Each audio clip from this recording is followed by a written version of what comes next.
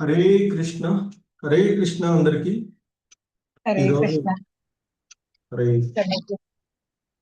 ఈరోజు level 3 class కి మీ అందరికి కూడా ఇస్కాన్ మంగళూర్ శ్రీ శ్రీ రాధా గోవింద ఆలయం తరపున స్వాగతం, సుస్వాగతం. హరే కృష్ణ. ఈ లెవెల్ 3 క్లాస్ లో మనము ఉపదేశ అమృతము అనేటువంటి ఆధ్యాత్మిక అంశాలను తెలియచేసే షడ్గు స్వాముల వారి విరచితమైనటువంటి ఉపదేశ అమృతము అనేటువంటి గ్రంథానికి ఇస్కాన్ సంస్థాపక ఆచార్యులైనటువంటి శ్రీల ప్రభుపాదుల వారి యొక్క ప్రామాణిక వ్యాఖ్యానం ద్వారా ఈ అంశాన్ని దీని గ్రంథాన్ని మనము అవగాహన చేసుకుంటూ ఉన్నాము. ఈ క్రమంలో ఈరోజు మనము 2వ శ్లోకాన్ని చూద్దాము. హరే కృష్ణ. ఓం అజ్ఞానతిమిరాంధస్య జ్ఞానాంజనశలాకయా చక్షుర్మిలితం యేన తస్మై శ్రీగురవే నమః. శ్రీచైతన్యమనోభీష్టం స్థాపితం యేన భూతలే స్వయం రూపః కదా మహ్యం దదాతి స్వపదాంతికం. వందేహం శ్రీగురు శ్రీయుతపదకమలం శ్రీగురూన్ వైష్ణవాంశ శ్రీరూపం సాగ్రజాతం సహగణ రఘునాథాన్వితం తం సజీవం సాద్వైతం సావధూతం పరిజన సహితం కృష్ణ చైతన్య దేవం వద్దన్నాగా శ్రీ రాధా కృష్ణ పాదాన్ సహగణ లలిత శ్రీ విశాఖాన్వితాంశ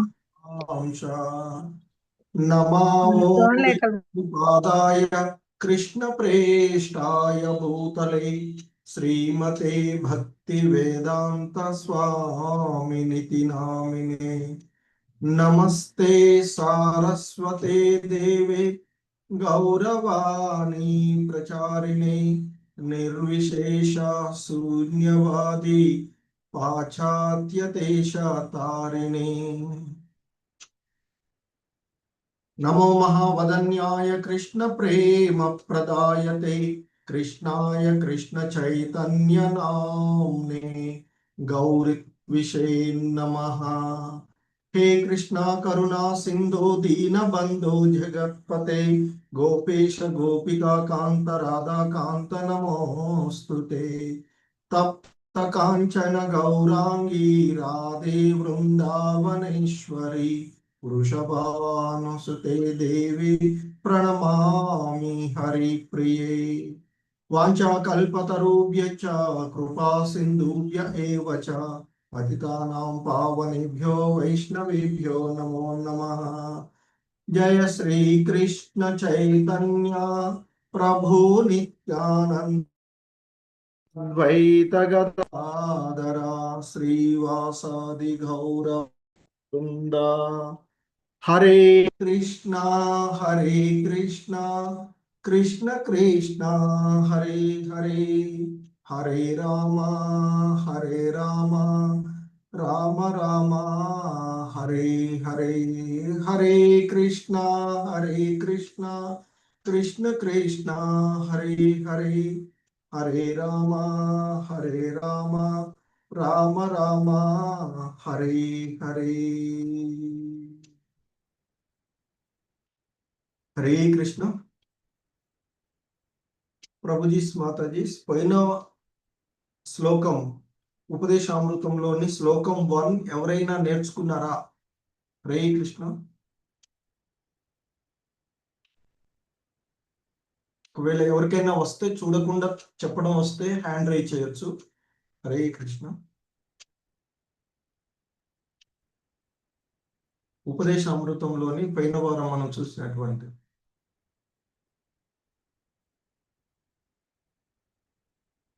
హరే కృష్ణ. పరమ పావని మాతాజీ హరే కృష్ణ. మాతాజీ అన్మ్యూట్ చేసి. వాచో వేగం మనసః క్రోధ వేగం జిహ్వా వేగముదరోపస్థ వేగం ఏతాన్ వేగాన్ యో విషయేత ధీరః సర్వమాపి మాం పృథ్వీం శాసిష్యాత్. హరే కృష్ణ. హరి బోల్ మాట. హరే కృష్ణ. సో మనము పూర్వ క్లాస్లో హరే కృష్ణ ఉపదేశ అమృతంలోని మొదటి శ్లోకమైనటువంటి వాచో వేగం మనస క్రోధ వేగం జిహ్వా వేగముదరూపస్థ వేగం ఏతాన్ వేగాన్ యో విషహేత ధీరః సర్వాం అపి మాం పృథవీం సశిష్యాత్. సో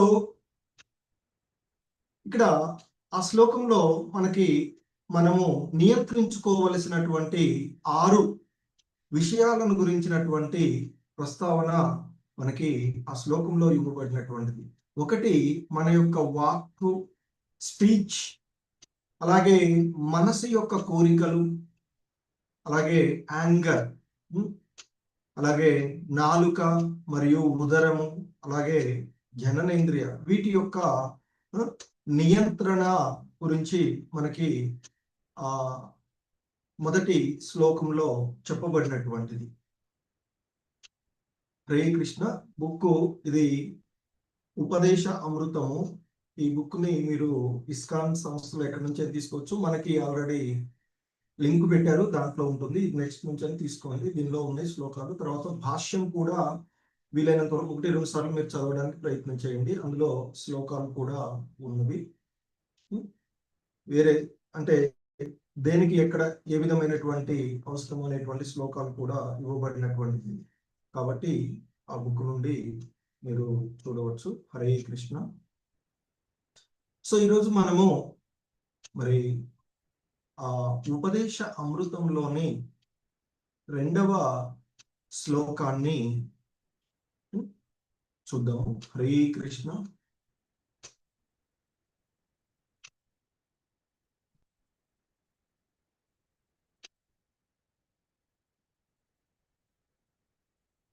ద్వితీయ బిందువు ఉపదేశ అమృతంలోని 2వ శ్లోకము. హరే కృష్ణ.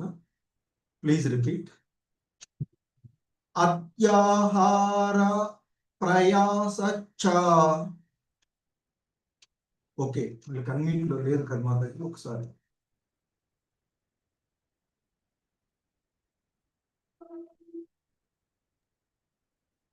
హరే కృష్ణ. అన్మ్యూట్ చేసుకోవచ్చు అందరూ. నాతో పాటు రిపీట్ చేయండి. Hare Krishna.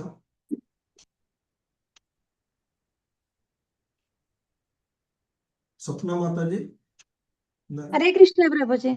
Okay, Hare Krishna. Unmute option అందరికి ఇచ్చాను నేను కూడా. ఇచ్చారు.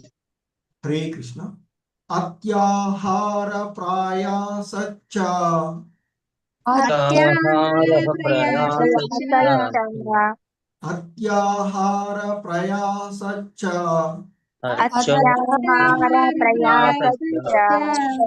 అత్యాహార ప్రయాసచ్చ.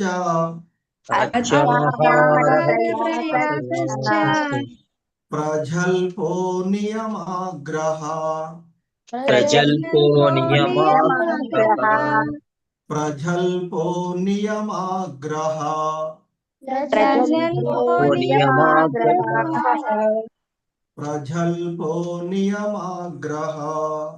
ప్రజల్పో నియమాగ్రహ. జనసంగచ్చ లౌల్యం చ. జనసంగచ్చ లౌల్యం చ. జనసంగచ్చ లౌల్యం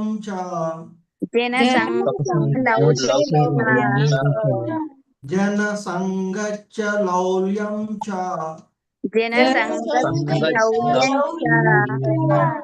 షడ్భిర్భక్తి వినశ్యతి.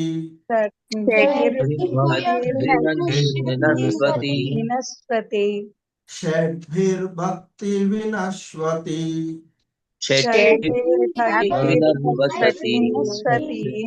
షడ్భిర్భక్తి వినశ్యతి.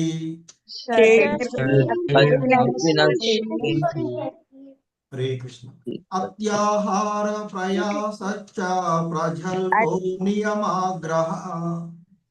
అత్యాహార ప్రయాసచ్చ ప్రజల్పో నియమాగ్రహః. అత్యాహార ప్రయాసచ్చ ప్రజల్పో నియమాగ్రహ. అత్యాహార ప్రయాసచ్చ ప్రజల్పో నియమాగ్రహః. జనసంగచ్చ లౌల్యం చ జనసంగచ్చ షడ్భిర్భక్తి లౌల్యం చ. వినశ్యతి.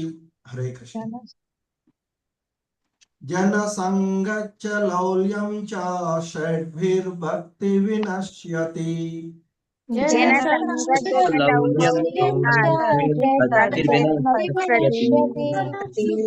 జనసంగచ్చ లౌల్యం చ షడ్భిర్భక్తి వినశ్యతి.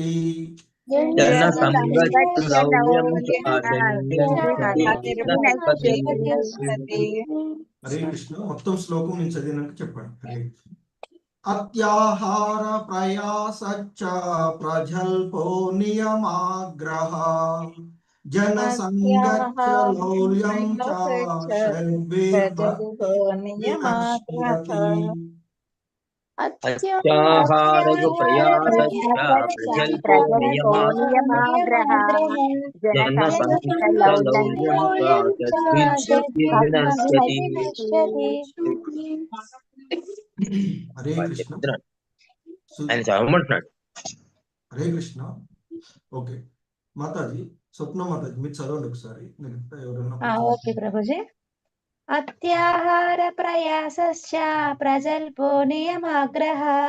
జనసంగశ్చ లౌల్యం చ షడ్భిర్భక్తి వినశ్యతి. హరే కృష్ణ ప్రభు. ప్రభుజీ మాతాజీ ఎవరైనా ఒక ఇద్దరు హ్యాండ్ రైజ్ చదవవలసిన వాళ్ళు హ్యాండ్ రైజ్ చేయండి, ఎందుకంటే ఇబ్బంది లేకుండా ఉంటుంది ఓవర్లాప్ లో. హరే కృష్ణ. ఓకే ఓకే మాధవిలత మాతాజీ, తర్వాత పరమపావని మాతాజీ. హరే కృష్ణ. హరే కృష్ణ. చదవండి మాతాజీ. అత్యాహార ప్రయాసచ్చ ప్రజల్పో నియమాగ్రహ. జనసంగచ్చ లౌల్యం చ షడ్భిర్భక్తి వినశ్వతి. హరే కృష్ణ. హరే కృష్ణ ప్రభు. మాతాజీ చదవండి. అత్యాహార ప్రయాసశ్చ ప్రజల్పో నియమాగ్రహః. జనసంగశ్చ లౌల్యం చ షడ్భిర్భక్తిర్వినశ్యతి. హరే కృష్ణ. సావిత్రి మాతాజీ ఒక్కటి చదవండి. హరే కృష్ణ. హరే unmute చేయండి. హరే కృష్ణ ప్రభుజీ. అత్యాహార ప్రయాసచ్చ ప్రజల్పో నియమాగ్రహః. జనసంగచ్చ లౌలం చ షడ్భక్తి కీర్తివినశ్యతి. హరే కృష్ణ. షడ్భిర్భక్తి వినశ్యతి. షడ్భిర్భక్తిర్వినశ్యతి. హరే కృష్ణ. హరే కృష్ణ. సౌభాగ్య లక్ష్మి మాతాజీ.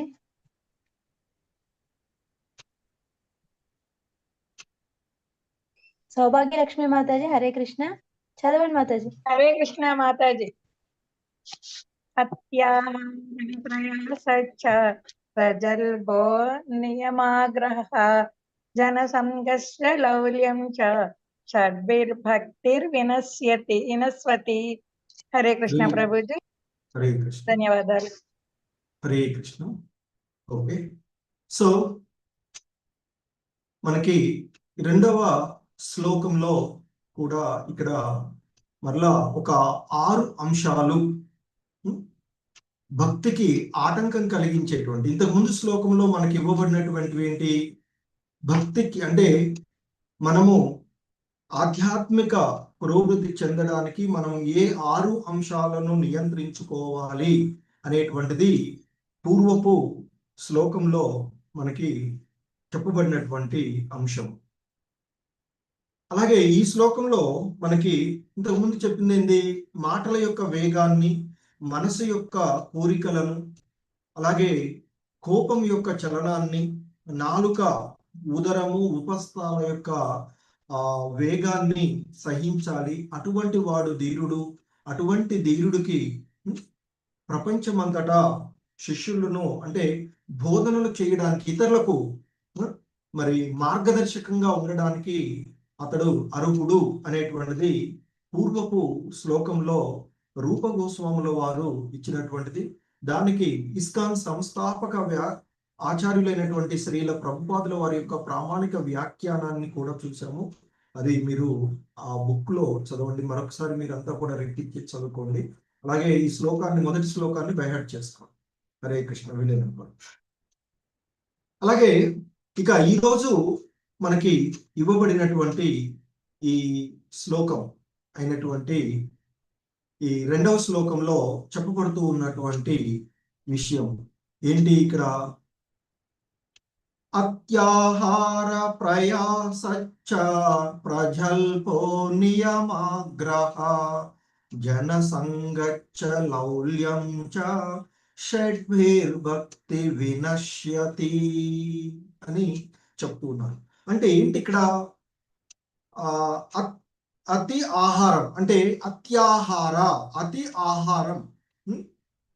అలాగే అంటే ఇక్కడ అతిగా తినడము లేదా అతిగా కూడబెట్టడము అనేటువంటి అంశం వస్తుంది. అంటే దీని అర్థం ఏంటంటే మనము మితంగా భుజించుట అనేటువంటి లేదా మనకు కావలసినటువంటి విషయాలను సరిపోయిన అంటే కావలసినంత వరకు మాత్రమే కూడబెట్టుకోవడము అనేటువంటిది. ఇక ప్రయాసచ్చ అని చెప్తున్నారు. అత్యాహార ప్రయాసచ్చ. సో అంటే మనకి ఇక్కడ చెప్పబడుతుంది అవసరానికి మించి తినడము లేదా అవసరానికి మించి కూడబెట్టుకోవడము వద్దు అనేటువంటిది ఇక్కడ చెప్పబడుతూ ఉన్నటువంటి. అలాగే ప్రయాసచ్చ అంటే అధికంగా శ్రమించుట, అంటే కష్టతరమైనటువంటి వాటి గురించి, అనవసరమైనటువంటి విషయాలను గురించి అధికంగా శ్రమించడం, అంటే పొందడానికి కష్టతరమైనటువంటి విషయాల కొరకు ప్రయాసపడము. ఇదేంటి? మొదటిది అతిగా భుజించడము లేదా కూడబెట్టుకోవడము. రెండవది కష్టతరమైనటువంటి లౌకిక విషయాల కొరకు ఇక్కడ అతిగా శ్రమించకుండా ఉండడం అనేటువంటి. సో లౌకికమైనటువంటిది, ఆధ్యాత్మిక విషయాలు కాదు ఇక్కడ గుర్తుపెట్టుకోవాల్సింది. సో అలా ఆ కష్టతరమైనటువంటి లౌకిక విషయాల కొరకు ప్రయాసపడటము. ఇక ప్రజల్పం పలుకుతున్నాం అంటుంటాం కదా, అనవసరమైనటువంటి విషయాలను గురించి మాట్లాడడం. అంటే ఈ లౌకిక విషయాలు ఇక్కడ అనవసరమైనటువంటి విషయాలు ఏంటి?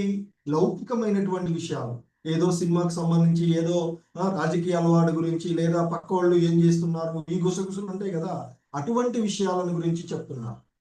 ప్రజల్ప అనవసరమైనటువంటి విషయాలను గురించి మాట్లాడడం, అంటే గ్రామ్య విషయాలు, అంటే లౌకికమైనటువంటి విషయాలు గురించి మాట్లాడుకోవడం, అనవసరంగా మాట్లాడుకోవడం. ఇక నియమ అగ్రహ అంటే నియమ నిబంధనల విషయంలో అధిక ఆసక్తిని, అధికమైనటువంటి ఆసక్తి. అలాగే నియమ ఆగ్రహ అనే పదం కూడా ఉంటుంది. సో నియమ ఆగ్రహ అంటే నియమ నిబంధనల విషయంలో అధిక ఆసక్తిని ఉండడం. అలాగే నియమ అగ్రహ అంటే అంటే నియమ నిబంధనల విషయంలో నిర్లక్ష్యం పడడం. ఈ రెండు కూడా మంచిది కాదు అని చెప్తుంటారు. ఇక జనసంగచః అంటే మనకి ఈ భౌతికమైనటువంటి వ్యక్తులతో, అంటే ఆధ్యాత్మికమైనటువంటి, అందుకే భక్తుల యొక్క సాంగత్వంలో ఉండాలి అని చెప్తుంటారు. మరి ఈ అభక్తులతో కూడి ఉండేట్లయితే వాడు ఆ ఉన్నటువంటి కొద్ది గొప్ప ఏదైనా భగవంతుని వైపు ఆకర్షణ ఉంటే దాన్ని కూడా చెడగొట్టేటువంటి విషయాలు జరుగుతూ ఉంటుంటాయి. ఎప్పుడు అంటే ప్రారంభ దశలో ఉన్నటువంటి వాడు కొంత ఇదికి వచ్చిన తర్వాత ఎలాగో ఎటువంటి ఇబ్బంది ఉండదు అనుకోండి. అందుకే జనసంగచ్చ, ఇక్కడ జనసంగచ్చ అనేటువంటిది అంటే లౌకికుల యొక్క సాంగత్వము, అంటే అనవసరమైనటువంటి విషయాలు. ఏదైనా సండే దొరికింది అనుకోండి, ఏదో పిక్నిక్ పోదాం, లేకపోతే సినిమాకి పోదాం, లేదా పబ్లో పార్క్ లో పోదాం అని చెప్పేటువంటి వాళ్ళు ఉంటారు కదా, అటువంటి వాళ్ళ యొక్క సాంగత్వం ఇక్కడ చెప్తున్నారు.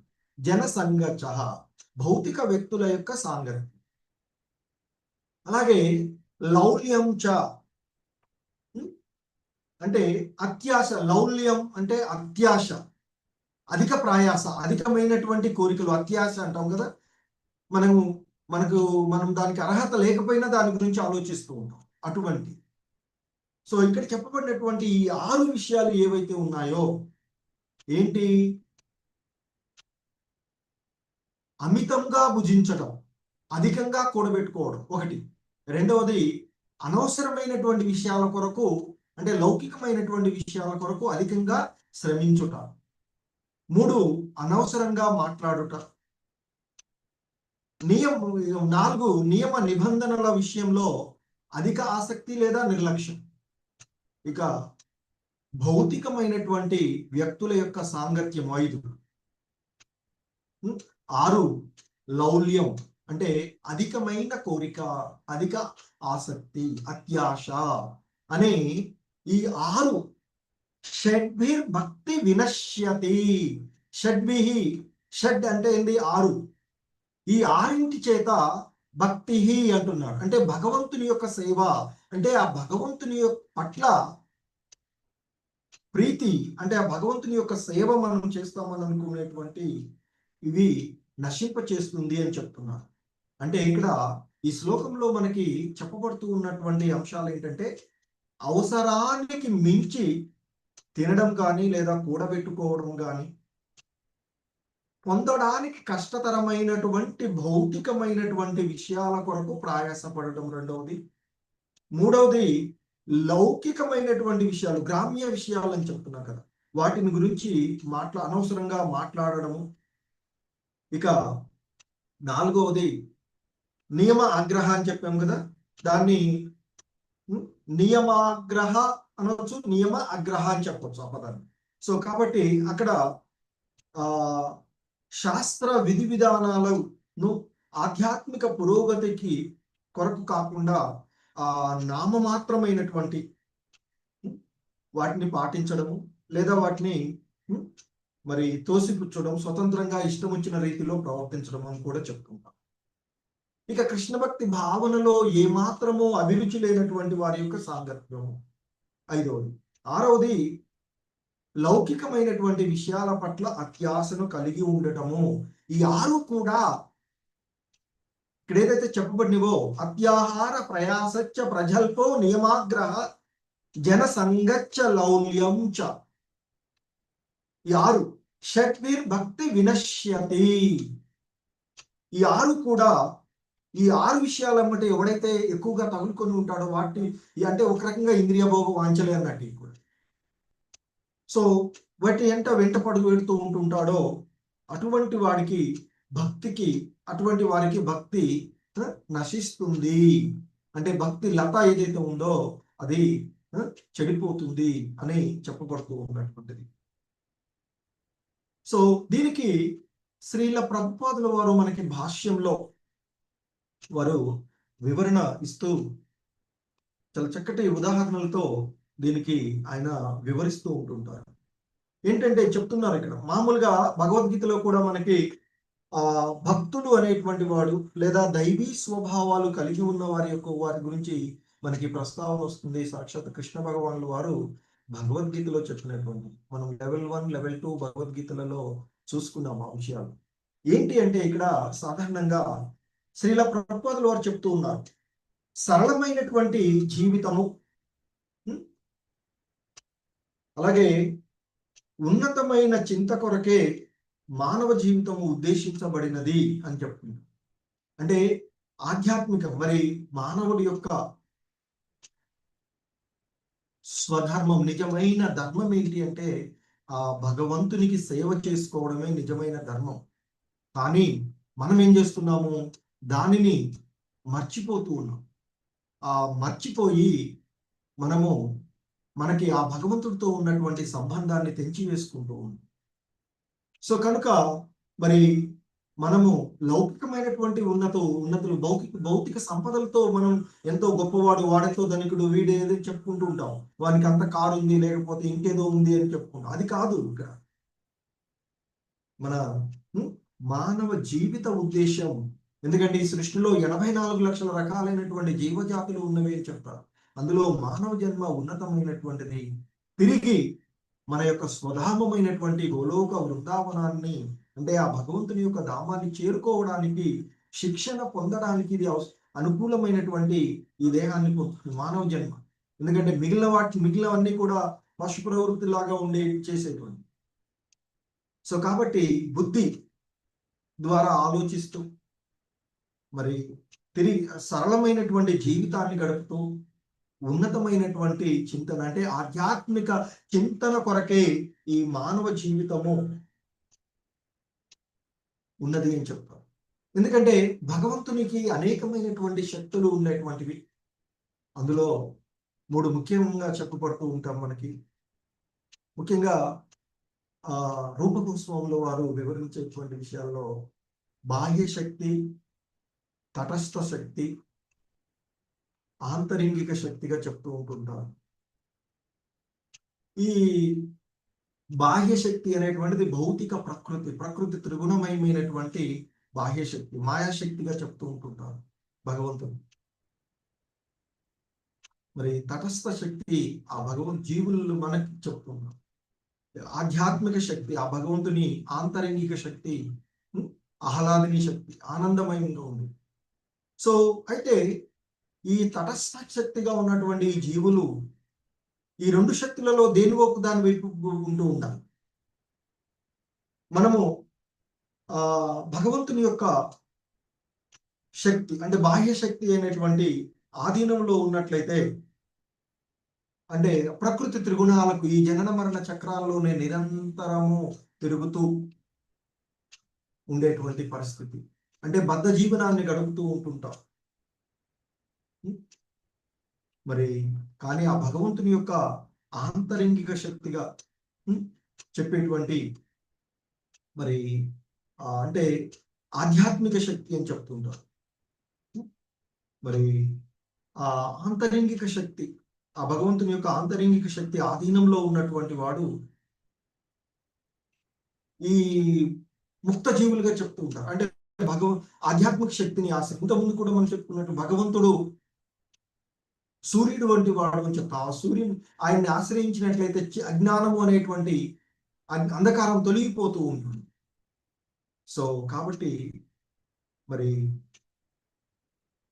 భగవంతుని యొక్క ఆ 3 ప్రధాన శక్తులలో ఆయన యొక్క ఆంతరంగిక శక్తి, తటస్థ శక్తి, బహిరంగ శక్తిగా చెప్పబడుతూ 3 శక్తులుగా మనం చెప్తూ ఉంటుంటాం. సో మరి ఈ జీవులు అనేటువంటి వారు తటస్థ స్వరూపులుగా చెప్తూ ఉంటుంటారు. తటస్థ శక్తి స్వరూపులుగా చెప్పబడుతూ ఉండేవి. ఇవి ఏదో ఒక దాని ఆధీనంలో నడుస్తూ ఉంటారు. తటస్థంగా ఉండేటువంటిది అయితే పాజిటివ్ ఆర్ నెగిటివ్ అంటుంది కదా. సో కాబట్టి ఆ భగవంతుని యొక్క ఆంతరంగిక శక్తి లేదా బాహ్య శక్తి ఆధీనంలో ఉన్నటువంటి వారు ఈ నిరంతరము జనన మరణ చక్రాల్లో ఉండేటువంటిది.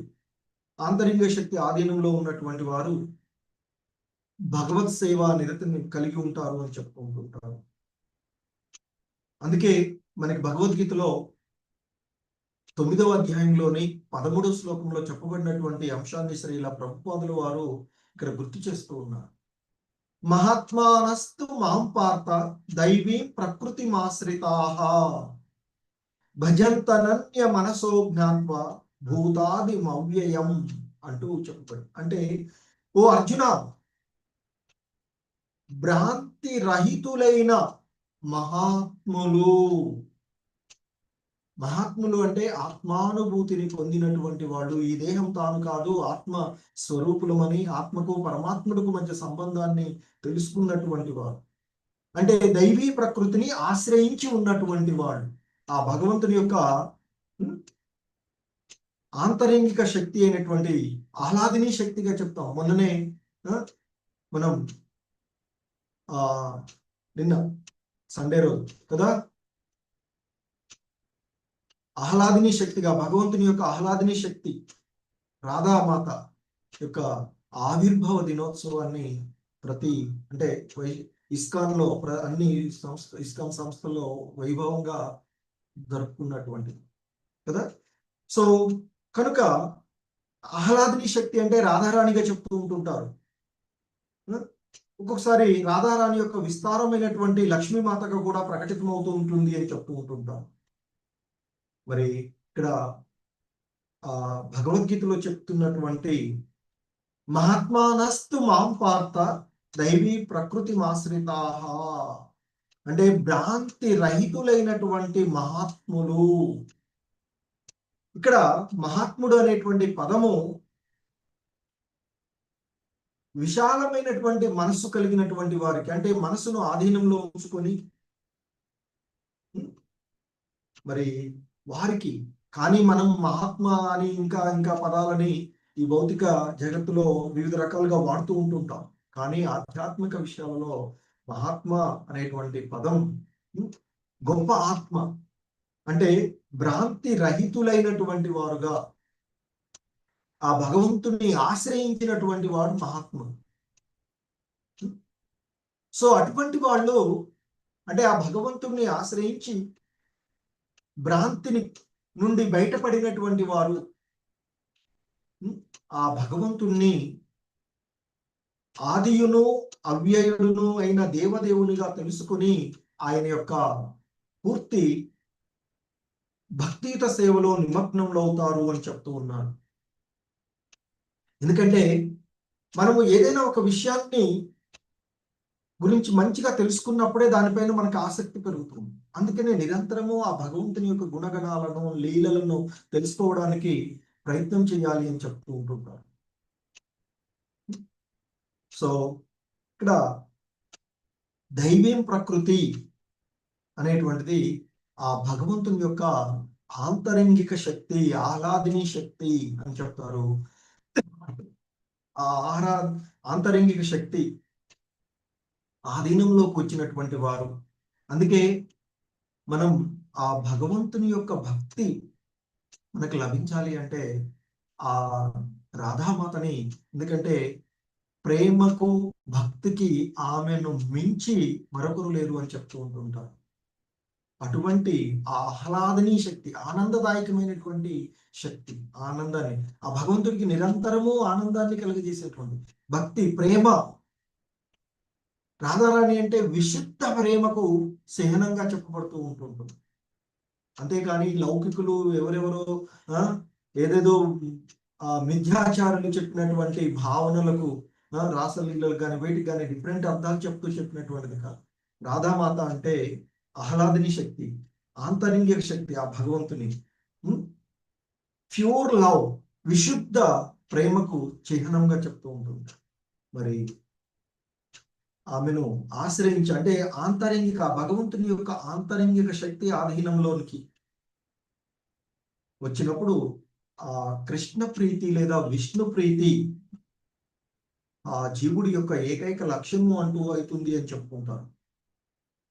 కానీ నిజానికి మనము ఈ భౌతిక జగత్తులో, ముఖ్యంగా ఈ కలహాల కపట యుగంలో, కలియుగంలో మనము మరి మహామాయ ఆధీనంలో ఉండేది.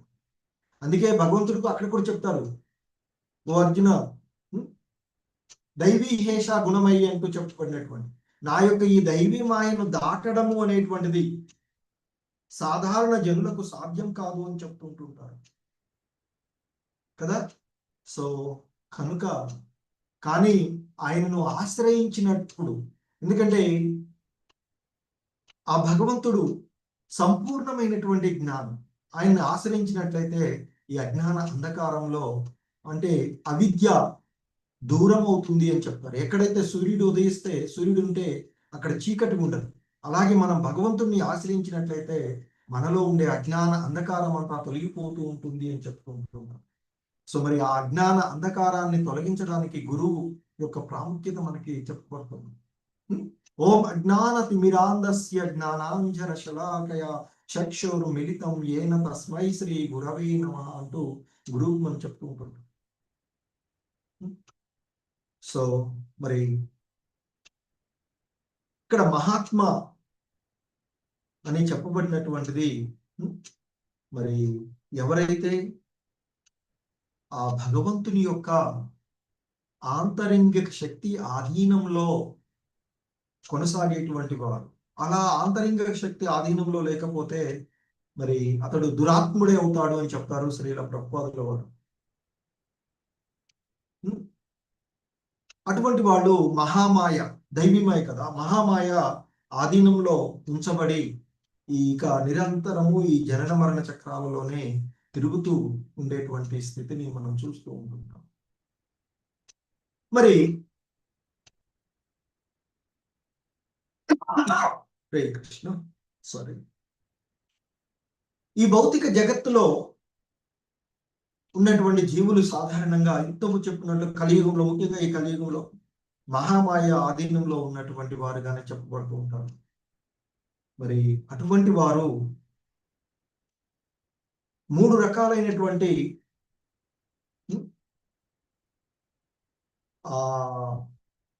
తాపాలకు, త్రివిధ తాపాలు అని చెప్తారు, వాటికి లోనవుతూ ఉంటారు అని చెప్పబడుతూ ఉంటుంది. అవే అధిదైవిక బాధలు, క్లేశం, అది భౌతిక క్లేశములు, ఆధ్యాత్మిక క్లేశములు అనేటువంటి త్రివిధ తాపాలు అని చెప్పబడుతుంటాయి. ఏంటవి? అది దైవిక క్లేశము, అది భౌతిక క్లేశములు, ఆధ్యాత్మిక క్లేశములు అని 3 రకాలైనటువంటి క్లేశాలకు గురి. ఈ 3 రకాలైనటువంటి క్లేశాల వలనే బద్ధ జీవులు నానా రకాలైనటువంటి కష్టాలను అనుభవిస్తూ ఉంటుంటారు అని చెప్తున్నారు. అది దైవిక, అది భౌతిక, ఆధ్యాత్మిక అనేటువంటి 3 రకాలైన. మరి ఏమిటి ఈ 3 అంటే? అది దైవిక. మరి మనకి భగవంతుడు 3వ అధ్యాయంలో చెప్తారు, సృష్టి ప్రారంభంలో దేవతలను, మనుషులను, యజ్ఞాలను సృష్టించి పరస్పర సహకారంతో జీవించమని చెప్పాను అని చెప్తారు. కానీ మనం ఏం చేస్తున్నాము? చోరులమై, దొంగలమై ఈ మనద కాని దానిపైన ఆధిపత్యం చెలాయించాలి, మనం పొందాలి అనే భావనలో ఉండిపోతూ ఉన్నాం. ఆ కారణంగా దేవతలతో మనం ప్రకృతికి ఆటంకాన్ని కలిగిస్తూ ఉన్నాం. ఇప్పుడు చూస్తూ ఉన్నాం కదా, వివిధ రకాలైనటువంటి మనం నివాసాలు ఉండాల్సినటువంటి స్థలాల్లో కాకుండా ఎక్కడ పడితే అక్కడ ఆవాసాలను ఏర్పరచుకోవడం ద్వారా ఇప్పుడు మునిగిపోతున్నాయి, చూస్తూ ఉన్నాం. ఏది పడితే చేయడం వల్ల ప్రకృతి వైపరీత్యాలను చూస్తూ ఉన్నాం. సో దేవతల చేత కలగజేయబడేటువంటివి అనావృష్టి, భూకంపము, తుఫానులు వంటి క్లేశాలని అది దైవిక క్లేశాలు, బాధలు అని చెప్తూ ఉంటున్నాం. అది దైవిక బాధలు. ఏంటి? దేవతల చేత కలగజేసబడేటువంటివి. అటువంటి అనావృష్టి రావడం ఒక్కొక్కసారి, మరి ఒక్కోసారి అతివృష్టి కూడా వస్తూ ఉంటుంటుంది.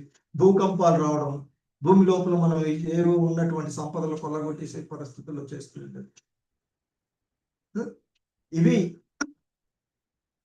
అది దైవిక క్లేశములు అని చెప్తున్నారు. ఇక అది భౌతిక, మనతో పాటు ఉండేటువంటి భౌతికమైనటువంటి జీవుల వల్ల కలిగేవి, క్రిములు, కీటకాలు, శత్రువులు, ఇతర జీవుల చేత కలగజేయబడేటువంటి కదా, మనకు బాధలు కలుగుతుంటాయి కదా ఇతర జీవుల వల్ల. అది భౌతిక, భౌతికమైనటువంటి మనతో పాటు ఉండే భౌతిక జీవుల వల్ల కలిగేటువంటి. ఇంకొకటి ఆధ్యాత్మిక, మన మనస్సు, మన దేహ మనస్సుల వల్ల కూడా కొన్నిసార్లు మనకి బాధలు కలుగుతూ ఉంటుంది. ఏదో గురించి ఆలోచిస్తాం, అనవసరమైనటువంటి విషయాలను గురించి మనసు ఆలోచిస్తూ ఉంటుంది. సో అలా ఈ దేహము, మనసుల వల్ల కలిగేటువంటి బాధలు ఏవైతే ఉన్నాయో వాటిని ఆధ్యాత్మిక క్లేశములు అని 3 రకాలైనటువంటి. సో మనకు ముఖ్యంగా పునర్జన్మలు, ముసలితనము, వ్యాధి, మరణము అనేవి బద్ధజీవులు ఎదుర్కొనేటువంటి ప్రధానమైనటువంటి సమస్యలుగా చెప్పబడుతూ ఉన్నటువంటి. సో ఆ విధంగా మనము మూడు రకాలైనటువంటి తాపాలకు, మూడు రకాల ఇక్కడ మనం ముఖ్యంగా చూస్తూ శ్రీల ప్రపదలో మనకి ఇందులో చెప్తున్నటువంటి ఆ భగవంతుని యొక్క శక్తులలో మూడు ఏంటి? ఆంతరంగిక శక్తిగా, మొదటిది ఆయన యొక్క ఆంతరంగిక శక్తి లేదా ఆధ్యాత్మిక శక్తి, మరి రెండవది తటస్థ శక్తి అంటే జీవుల యొక్క స్వరూప, అంటే జీవులు తటస్థ శక్తి స్వరూపాలుగా చెప్పబడేవి. ఇక మూడవది ఆంతరంగిక శక్తి. ఈ జీవులు అటు ఆంతరంగిక శక్తి లేదా బాహ్య శక్తి అనేటువంటి ఈ రెండిట్లో దేన్నో ఒక దాన్ని ఆశ్రయించి ఈ రెండింటి నడుమ ఉంటుంటారు కదా. సో మరి వాస్తవానికి ఏంటి? మనము భగవానుని యొక్క నిత్య దాసులమైనటువంటి వారు. కానీ ఏం చేస్తున్నాము మనము? అంటే వాస్తవానికి అలా ఉండాల్సిందే, కానీ ధిక్కార స్వభావం వలన బాహ్య శక్తి ఆధీనంలోనికి వచ్చేసి ఈ బాధలను అనుభవిస్తున్నాము. మూడు రకాలైనటువంటి తాపాలు మనకి కలుగుతూ ఉన్నాయి. అందులో ముఖ్యంగా జీవులు ఎదుర్కొనేటువంటి సమస్యల్లో పునర్జన్మలు, ముసలితనము, వ్యాధి, మరణము అనేవి. ఎందుకంటే పుట్టినటువంటి ప్రతిదీ కూడా ఇలాగా ఉండేటువంటి, జన్మించడం, పెరగడం, కొంతకాలం నిలిచి ఉండడం, తనకు సంబంధించిన జీవులను ఉత్పత్తి చేయడం, క్రమంగా ఈ దేహం మళ్ళీ క్షీణించిపోతూ ఉండడం, తిరిగి చివరికి నశించిపోయేటువంటి.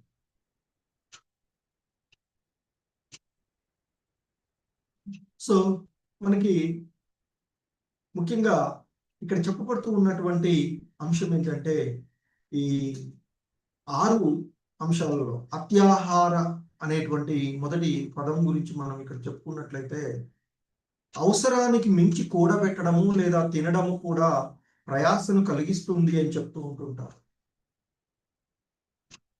ఎందుకంటే ప్రపంచంలో ఏ భాగంలోనైనా ఎవడైనా సరే మనకి ఇది చాలా ముఖ్యంగా తెలుసుకోవలసినటువంటి అంశం. ఎవరికైనా కొద్దిగా భూమి, ఒక పాలిచ్చే ఆవు మనకి ఉంటే, గోమాత ఉంటే, భగవంతుని యొక్క ఏర్పాటు చేత ప్రశాంతంగా మన జీవన విధానాన్ని గడపవచ్చు అని చెప్తూ ఉంటుంటాను. కానీ మనం అలా ఉండం. ఈ ప్రకృతిపై ఆధిపత్యం చెలాయించాలి అనేటువంటి భావనతో ఏదోదో ఇంకా ఇంకా ఇంకా ఇంకా అలా రజోగుణ స్వభావంలో ఉండిపోతూ ఉంటున్నాం. సో మనకి ముఖ్యంగా స్త్రీలు ఇక్కడ చెప్తూ ఉంటుంటారు, అవసరానికి మించి కూడబెట్టడము, తినడం కూడా ప్రయాసం కలిగిస్తుంది. ప్రపంచంలో ఎక్కడున్నటువంటి ఎటువంటి వాడికైనా కొద్ది భూమి, పంటలు, కూరగాయలు కానీ ఇవి కానీ పండించుకోవడానికి కావలసినవి, అలాగే పాలిచ్చేటువంటి ఒక గోవు, వాటితో ప్రశాంతమైన జీవితాన్ని గడపవచ్చు అని చెప్పుకుంటాం. సో అలా ఆలోచిస్తే మనిషి జీవికను సంపాదించుకోవడానికి ఒక ప్రాంతం నుండి మరొక ప్రాంతానికి వెళ్ళవలసిన అవసరమే లేదు అని చెప్పుకుంటుంటాం. ఎందుకంటే ఆ ఉన్న చోటనే ఆ ఉన్నటువంటి భూమితో ధాన్యాన్ని పండించుకోవచ్చు, ఆవుల నుండి పాలను పొందవచ్చు. అది అన్ని రకాలైనటువంటి ఆర్థిక సమస్యలను పరిష్కరిస్తూ ఉంటుంది అని చెప్పుకుంటుంది. సో కనుకనే అవసరానికి మించి కూడబెట్టడము. ఎందుకంటే మనం చూస్తూ ఉంటుంటాం, పక్షులు ఎక్కడైనా ఆహారం ఉంటే వాటికి కావలసినంత వరకు తినేసి వచ్చేస్తాయి. అంతేగాని తిని మళ్ళీ ఇంకా కావాలని కూడబెట్టుకొని సంచిలో వేసుకొని ఇంకొకటి మా ఇంట్లో వాడు ఉన్నాడని పట్టుకుపోయేది. చిన్నపిల్లలు ఉన్నప్పుడు వేరు విషయం, పిల్లలు ఇంకా ఎగరలేనప్పుడు ఉన్నప్పుడు తీసుకొచ్చి వాటికి పోషణ కోసం చేస్తూ ఉంటే అది వేరు విషయం. సో అలాగే మన జీవనము భగవద్ అనుభూతి కోసమే ఉన్నది అని చెప్పుకుంటున్నాం. సో మరి ఆ విధంగా మనము భగవంతుని పైన కలిగించేటువంటి ఆపేక్ష, ఆయన ఉండేటువంటి అనురక్తి రసం ఏదైతే ఉందో అదే భక్తి. అలాగే భగవంతుడు కూడా మనం భక్తి విధమైనటువంటి సేవలో ఉంటే ఆయన మనపై అనుగ్రహాన్ని కలగజేస్తుంటారు. అది ఆయన యొక్క ప్రేమ, మనకి దయ, ఆయన యొక్క మెర్సీ, కరుణగా చెప్పబడుతూ ఉండేది.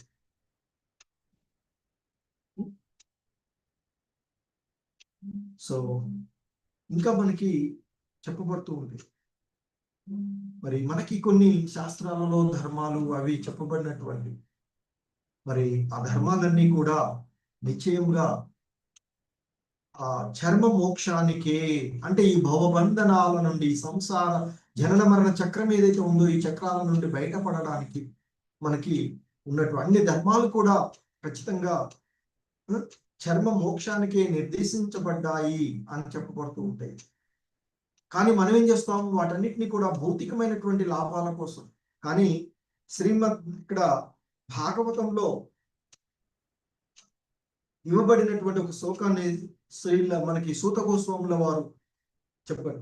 ధర్మస్య హ్యాప వర్గస్య నార్తోర్తయోకల్పతే నార్దస్య ధర్మైకాంతస్య కామో లాభాయ హి స్మృతః అంటూ చెప్పబడినటువంటి ఒక శ్లోకాన్ని చెప్పారు. ఏంటంటే దాని అర్థం, అన్ని ధర్మాలు ఖచ్చితంగా నిశ్చయంగా చర్మ మోక్షానికే ఉద్దేశించబడినాయి.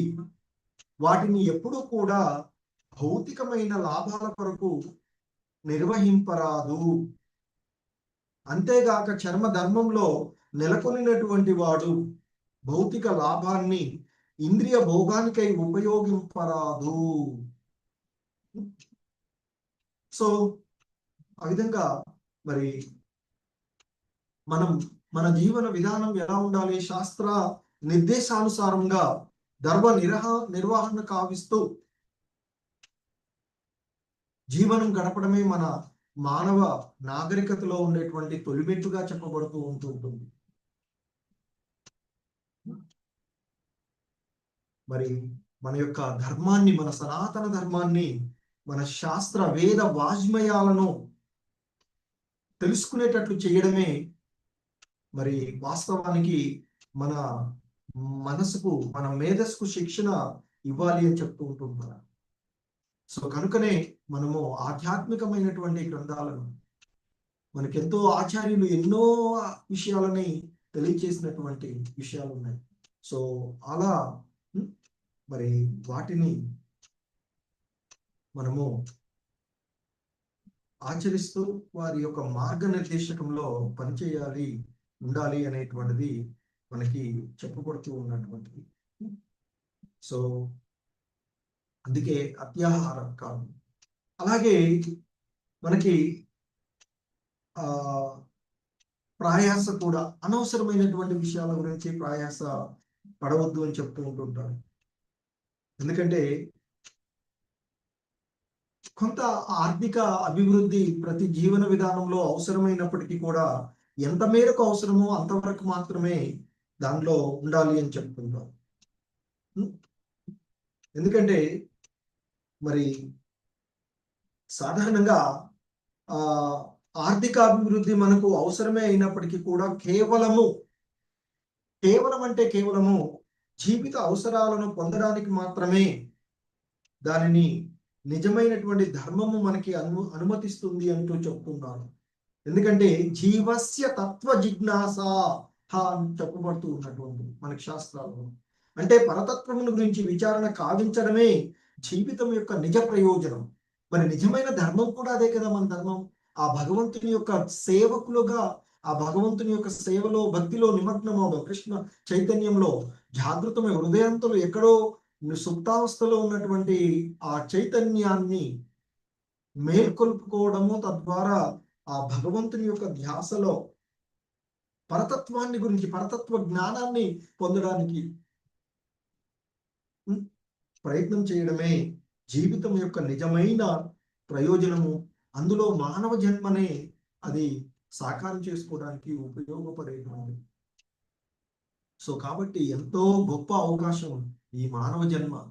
ఎన్నెన్నో జన్మల తర్వాత ఈ మానవ జన్మ లభించి ఉండవచ్చు. మళ్ళీ మానవులుగా పుడతామని ఏం లేదు. కానీ దుర్మార్గులైనటువంటి నిరాకారవాదులు లేదా మాయావాదులు అన్ని భోగాలు అనుభవిస్తూనే జీవితాన్ని గడపవచ్చు అని చెప్తుంటాం.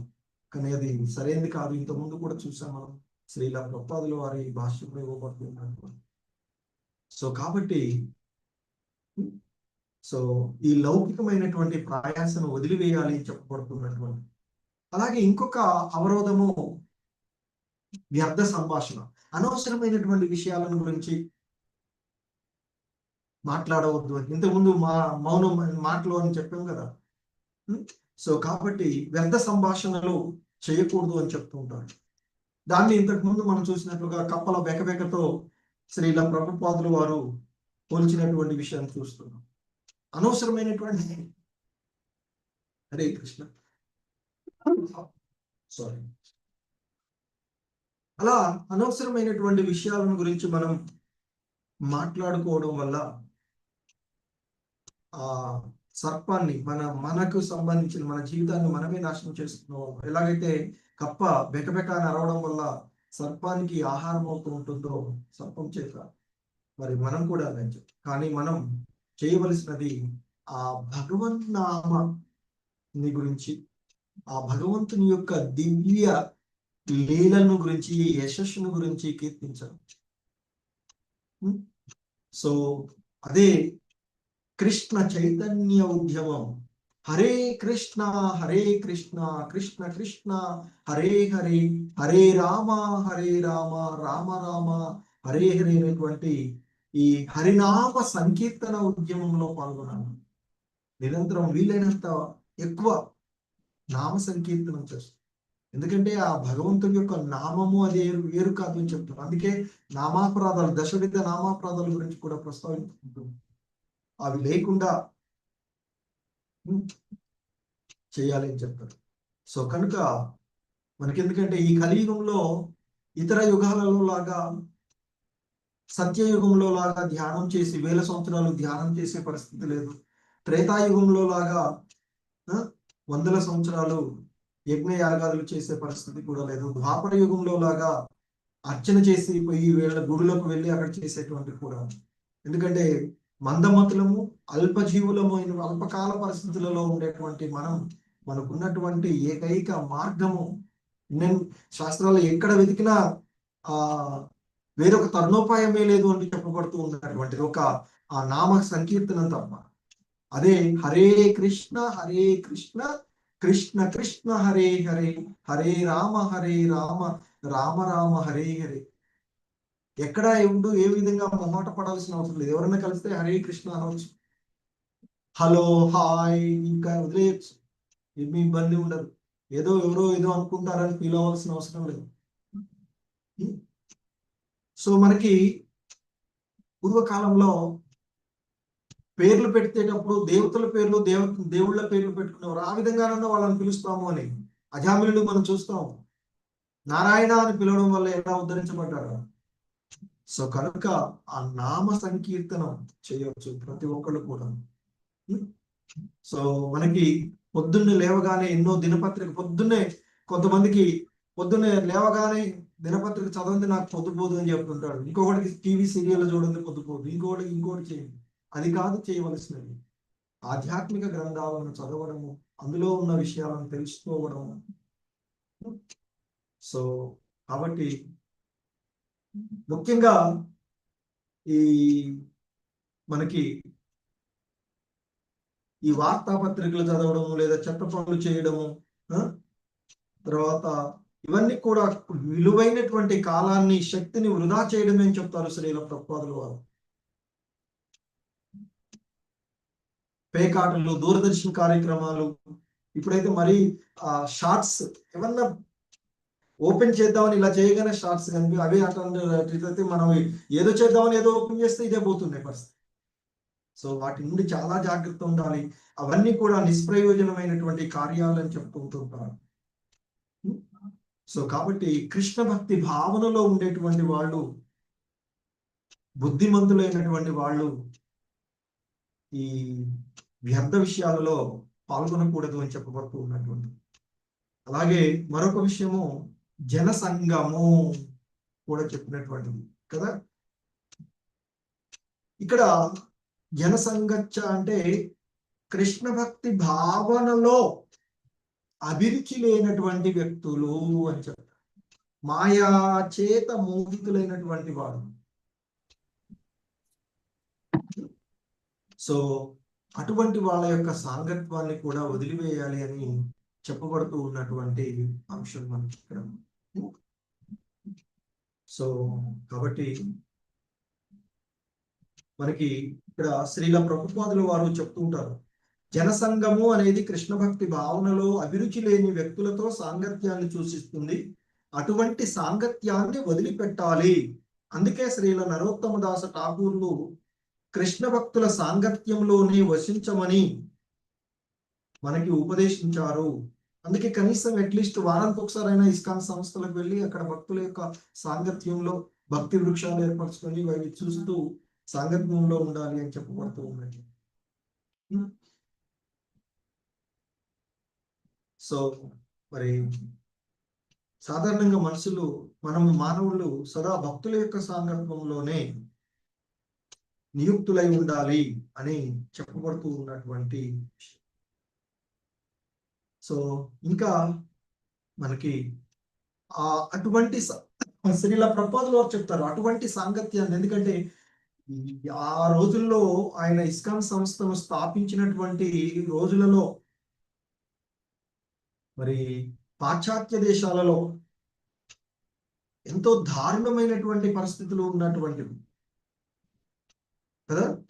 సో మరి వారు 1965లో అమెరికా సంయుక్త రాష్ట్రాలకు వెళ్ళి ఎంతో ప్రయాసతో వాణిజ్య నౌకలో పెడతారు వాళ్ళు. అక్కడికి వెళ్ళి 66లో అంతర్జాతీయ సంస్థను స్థాపించి భగవద్గీత, భాగవతము, చైతన్య చరితామృతము, ఇతర గ్రంథాలను పరిచయం చేసి ఆ చెత్త చెదారమైనటువంటి విషయాలకు ఆసక్తులు కాకుండా పాశ్చాత్యులందరినీ కూడా ఉద్ధరించినటువంటి. సో మరి అందుకనే ఆయన చెప్తారు, ఈ ఇస్కాన్ ఏర్పాటు చేయబడింది కూడా అందుకోసమే. హరినామ సంకీర్తన ఉద్యమం ద్వారా మేము అందరికీ ఆధ్యాత్మిక సాంగత్యాన్ని రోజు రోజుకి అది. సో ఇప్పుడు ఆయన స్థాపించినటువంటి ఆ సంస్థ ప్రపంచవ్యాప్తంగా ఎందరినో చూస్తూ ఉన్నాం మనం, మన దగ్గర ఇచ్చే. సో కాబట్టి మరి ఆ విధంగా వీటి నుండి బయటపడేటువంటి విషయాలను చెప్తూ ఆ విషయాలు ఏవైతే భక్తికి ఆటంకాన్ని కలిగిస్తూ ఉంటున్నాయో వాటిని దూరం వదిలిపెట్టాలి అని చెప్పుకుంటున్నారు. అలాగే వైష్ణవులను, భక్తులను నిందించడమే పనిగా పెట్టుకున్నటువంటి మాయావాదులు కొంతమంది ఉంటారు. అటువంటి వాళ్ళ యొక్క సాంగత్వాన్ని కూడా వదిలివేయాలి అని చెప్తారు. అలాగే ముక్తి కాముకులు కూడా ఉంటారు, నిరాకార బ్రహ్మంలో లీనమవడం కోరుకునేటువంటి వారు.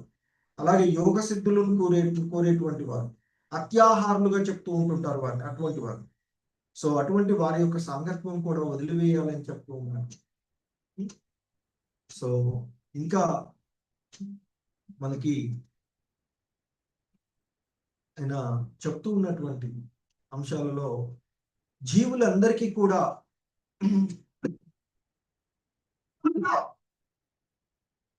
సకల అవసరాలను తీర్చే విధంగా భగవంతుని యొక్క పూర్తి ఏర్పాటు మరి ఈ భౌతిక జగత్తు సృష్టించబడిందని కృష్ణ భక్తులు చక్కగా తెలుసుకుని ఉంటారు అని చెప్తుంటారు.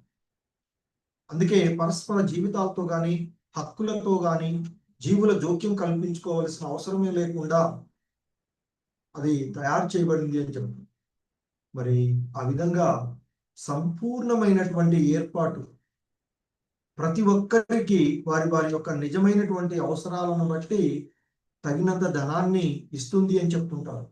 ఎందుకంటే ఈ విశ్వంలోని చేతనమైనవైనా అచేతనమైన సమస్తము భగవంతుని చేతనే నియంత్రించబడుతుంది అని చెప్తారు. కాబట్టి అందుకే అవన్నీ కూడా ఆయనకే చెందినవిగా ఉంటూ ఉంటాయి. భోక్త, నిజమైనటువంటి భోక్త ఎవరు అంటే ప్రభువు, దేవాది దేవుడైనటువంటి కృష్ణ భగవానుడు. సో మొత్తము ఆయనకి చెందినటువంటి.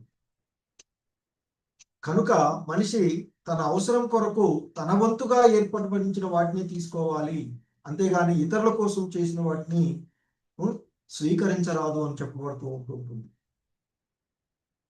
సో కాబట్టి మరి ఈ ప్రపంచంలో ప్రశాంతంగా ఉండేటువంటి ఆధ్యాత్మిక సమాజాన్ని నెలకొల్పుకోవడానికి కృష్ణ చైతన్య ఉద్యమము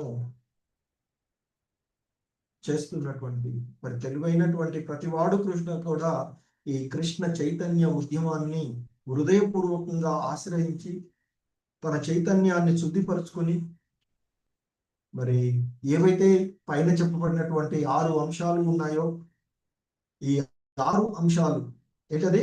అత్యాహార ప్రయాసచ్చ ప్రజల్పో నియమాగ్ర జనసంగచ్చ లౌల్యంచ అనేటువంటి అవసరానికి మించి తినడం లేదా కూడబెట్టడం, కష్టతరమైన భౌతికమైనటువంటి విషయాల గురించి ప్రయాసపడడం, లౌకికమైనటువంటి విషయాలను గురించి మాట్లాడడం, మరి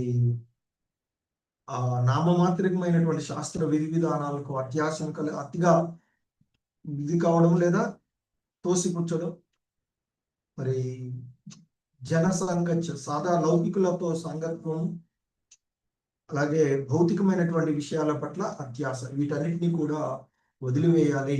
అదే మన అభివృద్ధికి అంటే ఆధ్యాత్మిక అభివృద్ధికి దోహదపడేటువంటి అంశాలుగా చెప్పబడుతూ ఉన్నటువంటి.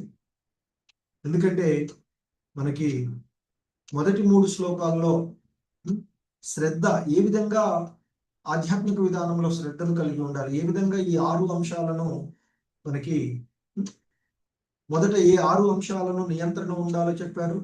ఏవి 6 అంశాలు ఇవాళ శ్లోకంలో మనకి భక్తికి ఆటంకాన్ని కలిగిస్తున్నాయో చెప్తున్నారు. మరి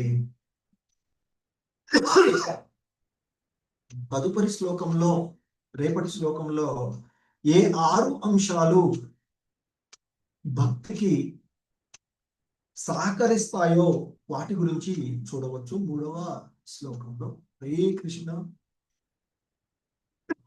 జగద్గురు శ్రీల ప్రభుపాద కీ జై. హరే కృష్ణ.